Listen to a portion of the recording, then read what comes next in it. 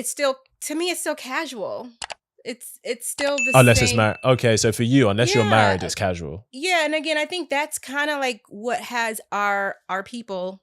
I don't know if you guys are included in that, but in the Sure. States for sure, I feel like that is kind of the deception, is that as women we can be like, well, it's different because it's a 1 year relationship, a 2 year relationship, when ideally, if you're looking to build long-term relationships, which I bring this up a lot, it's important because that's actually how we build long-term wealth.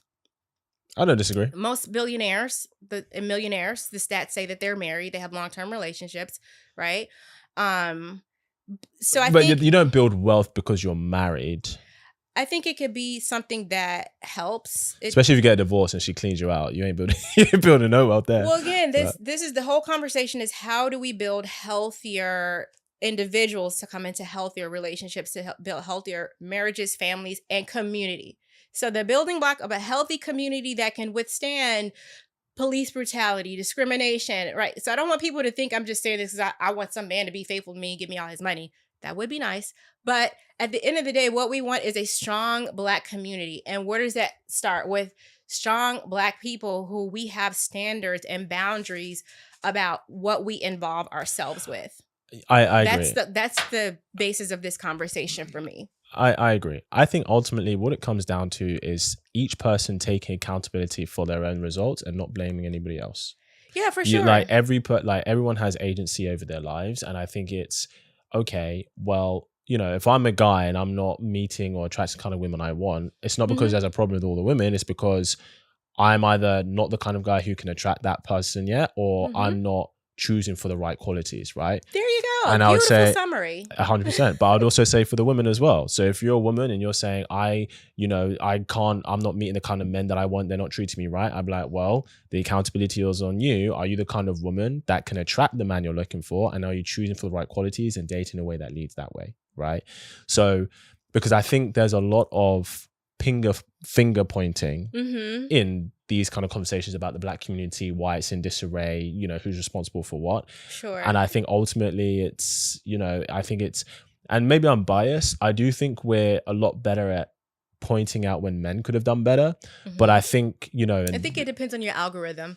Maybe. I guess maybe it is. Maybe. But I mean, you said men are supposed to be the leaders though, right? So I think if change was going to happen, would we have to have a little bit more change on the side of the male headship, or no? So I agree that I think it is on men to make the first move in the right direction, but ultimately you can't lead someone who doesn't want to follow. And I think one thing that we have to be honest about is there's this common trope of, men are told to do the right thing, women are told to do what's right for you, right? And we have, honestly, if I'm going to be honest, if we're going to have this intention about coming together for a higher purpose, it's no, you have to do the right thing, period. So for example, I would say, if you would leave a marriage because you're unhappy, then you shouldn't get married. Because marriage isn't about happiness, it's about duty, commitment, and responsibility. Well, let me just give you a scenario. If a woman leaves a marriage because she's unhappy, what if the things that were contributing to her unhappiness were actually dangerous? Like give me an example. Like physical violence, infidelity, which opens up to STDs and all that, things like that. What if that was actually the cause of the infidelity? And I'll just say really quick why I'm saying this, because I feel like there is that narrative women just get divorced because they're unhappy, which I'm sure that does happen. But also, for a woman to leave a man with kids and she's going to have to be the primary, the situation could have potentially been really, really hard. Who wants to be a single mother? And then one last thing. A lot of times women are vague because you cannot go into detail because you have kids with this person. So a lot of times I will just say in my situation, which I'm not going to go into the details, I do keep it at, we just saw different ways to be married. And that's it. But there is a backstory that it was very needful. And I feel like a lot of women have to say things like this, and it may not just be, I'm unhappy. So I would challenge that idea of is that why most people are getting divorced? I didn't say that's why, but I'm just using that example. But I just want to mention that because I feel like that is a common narrative, and I want people to hear that even if you don't think that way. That's fair. So when it comes to, let's say, abuse, okay, first off, when there's been abuse in a relationship from a partner, there's been history of that from that said individual. It doesn't happen where somebody was really good for 5-10 years and then suddenly they just start beating on their partner. Actually, it does happen. It actually, there's a pattern of escalation, which has been documented and studied. That does happen. Well, from what I've seen as well, it is very rarely one way. Both are physically abusive to each other. Okay, right? But now we can hold on. I agree. If a man abuses a woman versus the other way around, who is more likely to get hurt? Hold on. I don't disagree with you, but it is not one way. Just because I'm less likely to have as much damage because you're not as strong does not condone your abuse to me. Okay. Right? So most domestic abuse situations, it is both parties, right? Yeah, the consequence and damage is different based on man and woman, strength, etc. But it's both. It's not just one. So when there are fatalities in this case, who usually is the victim? Is it men or women? Of course, it's women. But what I'm saying is, you said leaving a marriage because of abuse. You didn't say leaving a marriage because someone died, right? So if we're talking about leaving a marriage because of abuse, right? It is actually both parties 9 times out of 10. Because do you know what relationships actually have the highest rate of domestic abuse? The women. Exactly. So the idea that it's just like, okay, well, she left because of abuse and like, it's because she never ever did anything. For 90% of cases, that is not the case. Okay. Infidelity, something you can work through. Not saying you have to. I challenge that. I don't think women are as much. I would like to see those stats. Do you know women actually more likely to enter the domestic abuse kind of terrain to actually put their hands on a partner, but it's when men do it, you're right, they're a lot more the damages is a lot more because obviously men are physically bigger and stronger, hence why the highest rate of domestic abuse is actually in lesbian relationships, and the lowest rate of domestic abuse is homosexual relationships between men, right? So the idea that, okay, it's just guys just abusing women like one way, 90% of the time, you can look this up, 90% of the time it is both ways. But of course, if he's stronger, the damage is going to be a lot more that way. But actually, in terms of who's more likely to engage in physical domestic abuse, right, who steps into that first a lot of the time, statistically speaking, it's actually the women, and this shows, right?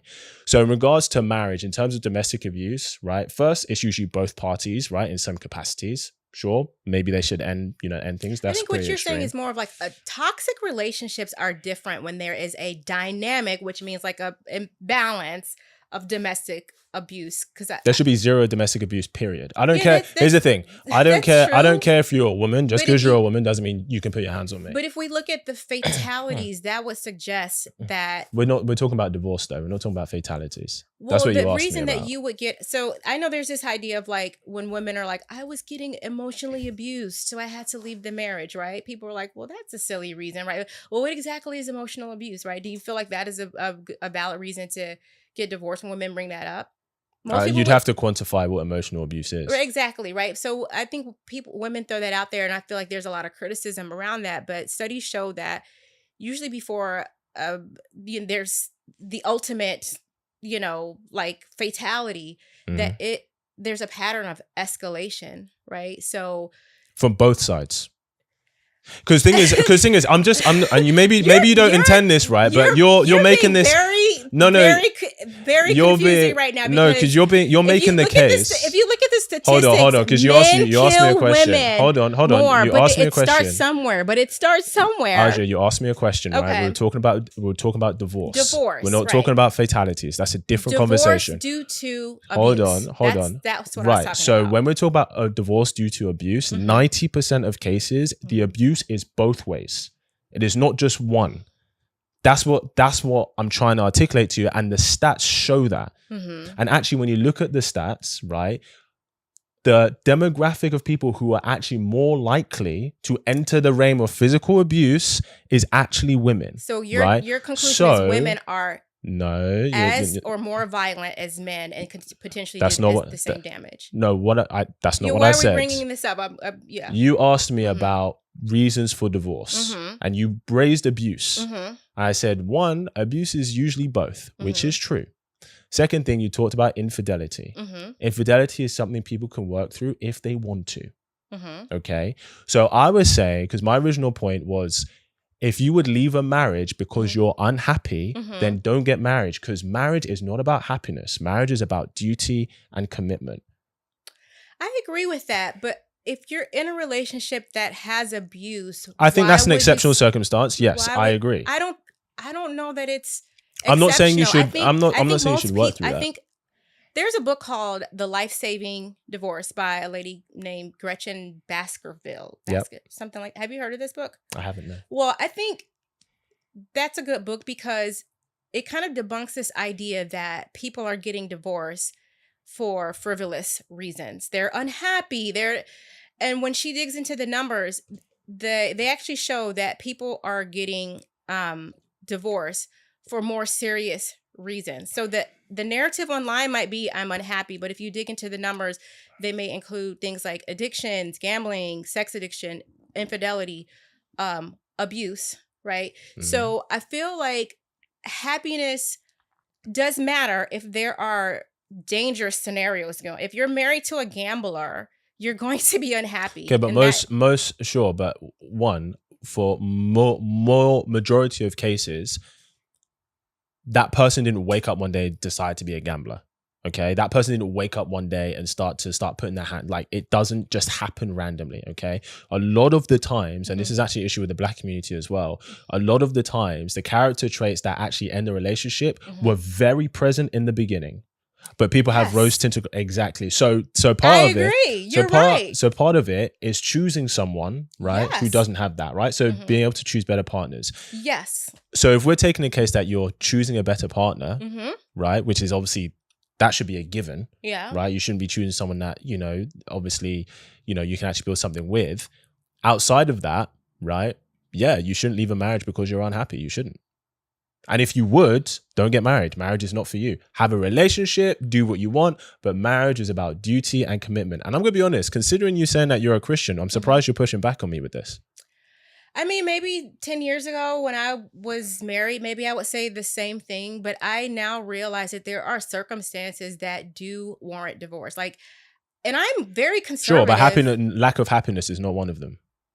Well, I mean, looking back, I can say that I wasn't happy in my marriage because I was married to someone who didn't like me. But as a Christian, you are trained to be like, well, no, that doesn't matter. You just go with duty, duty, duty. But sometimes if you dig into the root of why you're unhappy and you pull back that cover, there may be some other root reasons there that you need to investigate, which is what I did. And then I realized I was married to someone who they didn't want to be married. So I'm not going to stay in a situation. Why would I stay in a situation with someone who they think of marriage as something very different? Like that would not work out. And I will say I was not happy. I understand. I mean, you said you guys were together for 17 years, right? Yes. So I'd be hard pressed to believe that he didn't want to be married from day one. I'll be very hard pressed to believe. So I'll rephrase that. So he did want to be married. So he wanted marriage, but his idea of marriage was very different from mine, which actually brought unhappiness and danger to my life. So, so I think that. So here's my question: if you both wanted to work through it, could you have? Yeah, I was definitely willing to, and yes, I want to do this. Let's go to counseling. Let's do all that, right? But just because somebody is willing to and they want to, it doesn't mean they have the capacity to. It's like somebody like I'm not gonna make judgments on your particular situation because only you know details of that. I'm not gonna ask about that. But I'm gonna be honest. If two people, if you were told that you will not be able to be with anybody else for the rest of your life, and both people were told that, they would make it work. Yeah, I realize that is a very that's a real outcome that could happen for me. Like if both people want to make it work and they're willing to put in the work, they absolutely can. Absolutely. They can, but you have to understand marriage takes two people, right? In my case, the person I was with did not want to change his definition of what marriage Well, looked like. so you're saying he didn't want to work through it. How do I say this? So because someone can say, yes, yeah, I'll do counseling, I'll do this. But if they don't change their behavior, then at the end of the day, they don't want, even though he may think he does. Did you change your behavior? Yes. Well, there really wasn't any behavior to change. Not being accountable. Yeah. Accountability. Oh, so it was all him. It was all him. Is that what you're telling me? I know I want to take me out of this because, again, I don't want to go into my personal situation, but there are absolutely situations where, let's say, a woman who is married and she just spends up all the money. And the husband did nothing wrong. He loves her. He goes to work, and she will not change her spending habits. What does the husband have to change it? Why does his behavior have to change if he was loving, brought his checkbook to the equation, did count? What does he have to change? So here's the issue. Okay, Mm-hmm. when there's a problem in the relationship, Mm-hmm.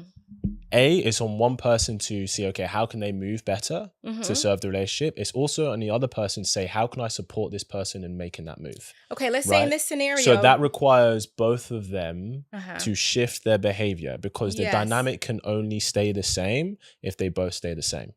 Okay, but so let's say in this scenario, the husband is like, you know what? Let's go to counseling. Let's do more date nights. Let me try to be more present. And he's changing every way he can to be a good husband. Mm-hmm. And her mindset is like, you know what? I grew up poor. I'm not going on a budget for anyone, not even you. Like what? Or let's say she's like, you know what? Fine. Let's try the budget thing. Let's try. But that sounds like she's not really putting in the work, though. That's what I'm trying to say. People can say, but well, does fine. she say she want to? Yeah, this happens. I can tell you're so much younger than me. This is a very, because at the end of the day, I mean, if they don't have the money, she can't spend it. It's that simple. Like, you can't spend money you don't have. Well, it's an easy way to mitigate that. Like, if I'm providing and she's spending all this money, and I'm like, you can't spend credit card, this. she can get personal loans. She can't get it in my name.